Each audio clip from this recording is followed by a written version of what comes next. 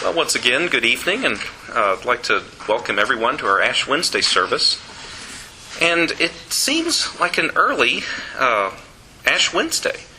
So I did a little bit of looking around and found out that the earliest Ash Wednesday can ever be is February 4th, and that's only happened about 5 times in history. I think the last of which was 1943. I think the earliest we might have remembered was in 2008 when it fell in as early as February 6th. So it's not as early as it could be, but it feels like it. It just, the seasons just kind of don't jive. It's almost, it's here and it doesn't seem like it. Well, I went back and kind of reminded myself of what the meaning of Lent is, the literal meaning. The literal word Lent, after you do all the transliterations through Latin and Greek and everything else, and Old English to New English, it means spring. So we sit here on this morning, if some of y'all remember, it was 24 degrees on the bank clock, it was 25 degrees in the little temperature gauge in my police car, and it was 26 degrees on the school clock. And it was cloudy, and it felt wet, and you could still see frost. I mean, I had to scrape the ice off the windshield of my car, and I thought, Lent, this is spring? This feels an awful lot like winter. And so I thought, how does Lent seem like springtime when it's so cold?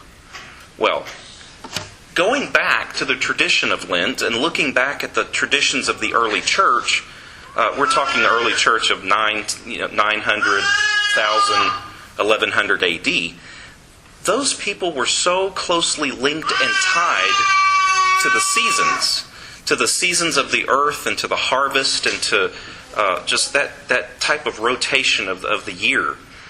And it's where we get our seasons of the church, of Advent and Pentecost and throughout the year, as well as with Lent and Easter, because they were so closely tied to the earth and its rotational seasons. So I thought, well, okay, Lent means spring, so how does this season of fasting come out of this? How is it that, when we kind of have to look at ourselves and be self-reflective and look at those things that we've done or left undone, or those things that we've said or left unsaid, and how does that relate to springtime? And as I'm driving around this morning, it hit me. Because about the time the sun started coming up and all that cloudy, overcast frost started to burn off, and I started to get excited and think, great, it's going to be sunny today. Because we've had a long winter. I mean, think about it. Our winter started much earlier than we're used to here. It started in November. I remember getting wood out and cutting wood and getting the fireplace going pretty early this year. And just dreading weekend after weekend of just cold, wet, cloudy. And it makes us feel slothful. We don't want to get out and clean. We don't want to do anything around the yard. We don't want to wash clothes. We don't want to dust things. The thing that you want to do when you get home is bundle up and lay on the couch. And if you think about the rhythms of life, that helps us, it almost reminds us of those darkness, those things that are just kind of in the shadows that we do, those, like I said, those things we've left undone or left unsaid or things like that. And then when the sun comes out, gosh, it feels great to get up and move around. Makes us want to get up and clean stuff out and do our spring cleaning. Well, there we have it. Maybe that's why Lent falls during springtime.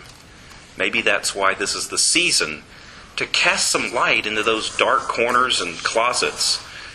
Enables us to get out and do some spring cleaning. That, I believe, is where Lent comes from. It is indeed a gift to reflect on those things that we need to do, those places that we need to clean out. And redemption, God's redemption, is about God's desire to bring all things out of the darkness into light and renew and clean up and clean out. That's what Lent is about. So sometimes we dread Lent because we think, oh, well, I might have to give this up. Or, oh, I need to amend my ways. But think about this morning when we woke up and you looked outside and it was cold and frosty and wet and dreary. And then a couple hours later we got excited because the sun came out. light was put and chased back that darkness. So Lent inspires us to do some spring cleaning. Lent inspires us to welcome it, and to welcome the newness, to welcome that God brings about redemption, renewance, and light. So, just like Lent and spring go together, so does God and forgiveness go together. So this Lent is about cleaning up, cleaning out, and welcoming the light in our lives. Amen.